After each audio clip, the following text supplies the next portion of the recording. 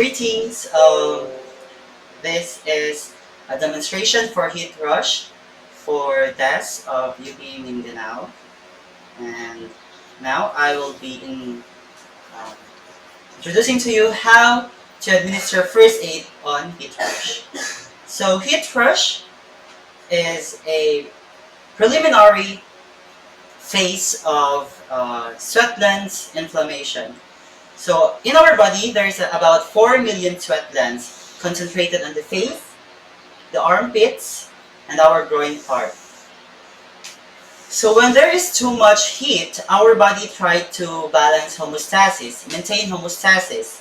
And its machination can be one, blood vessels try to expand and constrain faster to regulate blood flow and to control body heat. The other one is that our body excrete sweat to maintain the temperature of our body. And when it is too much heat, our body sometimes tries to produce more sweat using the sweat glands, and it happens to cause inflammation on its own. The soft portion of our sweat glands might inflammate and cause blockade on its own. So to put a creative illustration, I have here an imaginary sweat gland. On its natural state, the sweat can just be excreted from the outside of the body. There it goes. You can see the green part. But once it is blockade, it causes inflammation from within, and as time goes by, it causes a big lump to our body, to our skin. There it goes, and the sweat cannot go outside. So that is how heat rush on a micro scale is happening. Now, heat rush can be attributed to the redness of our skin, and once it becomes severe, that the sweat contained inside becomes bigger and bigger, it becomes a prickly heat. It is called prickly heat because it causes a prickly sensation or a burn sensation from within. On the medical term, it is called biliaria. On the Bisaya term, it is called bungang singot. And it makes sense because it is about sweat contained within the skin and of our sweat glands. So that's heat rush. One verse, prickly heat, medical term biliaria, or our common name, bungang singot. Now, on this scenario, we are on a hike, on a summer heat. And one of my friends felt something.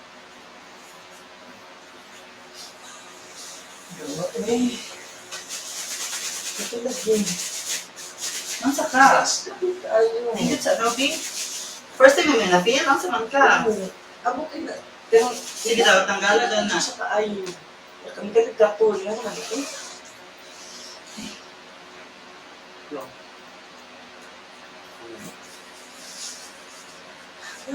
Ay, para. Here, we can notice that my friend has redness on his skin, an indication of heat rush. Also on the other side, is severe one. Also, he has redness on his chest, which indicates heat rush. Now, when this scenario comes, we can verify that this is a heat rush. And first thing, we should let him drink water to control the temperature from within. Box na kayo tubig? Ala, si Kuya Excel, nagdala atong tubig kaya hindi pa mahin. Kaya Excel, this is a tubig. Nice. Tumang sa tubig. Noon sa man siya. Ay, hala. Dapat, kung ano na siya, hapakon na siya bubuk para maano. Ako kay kinamanghuran man ko, ako ano hapakon. No!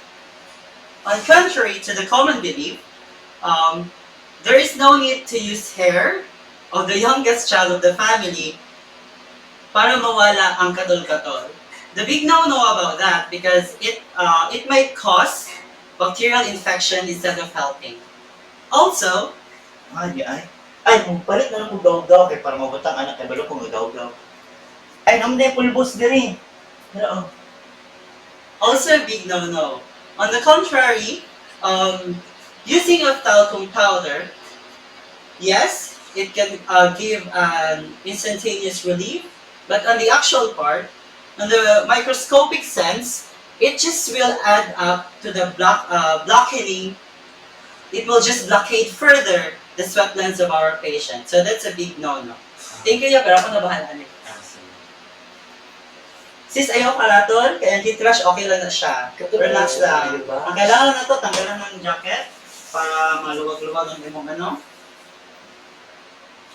That is another thing that we should do. On heat rush, we should secure that the patient has loosened his clothing. Instead, he should wear a cotton-based clothing. So a tip to our hiker friends, try to put in mind that on hiking, try to show less of your skin. Use cotton material as your clothing because clothing is more breathable. And please don't show much of your skin because if not heat rush you will get, it is sunburn that you will have. Alright.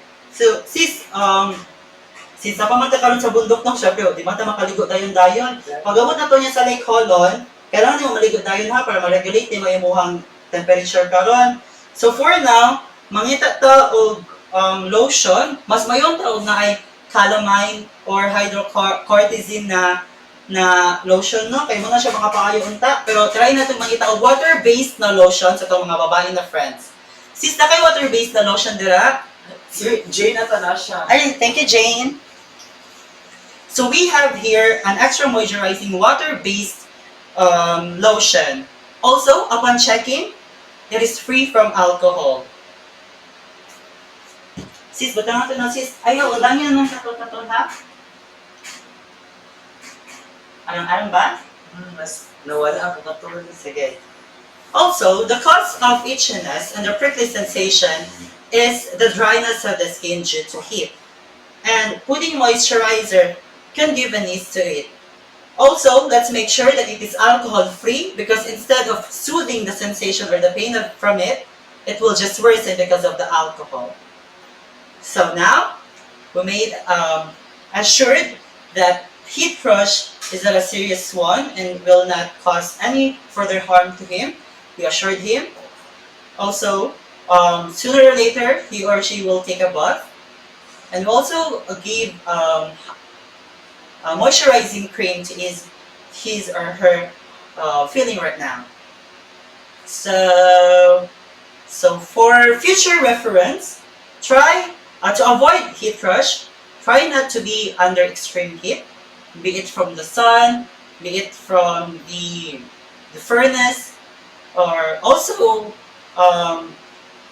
heat rush can also affect infant on their early days. So try not to rub too much because it will concentrate the heat and thus might cause heat rush to our babies. And yes, that would be all and thank you so much for listening. Have a great day.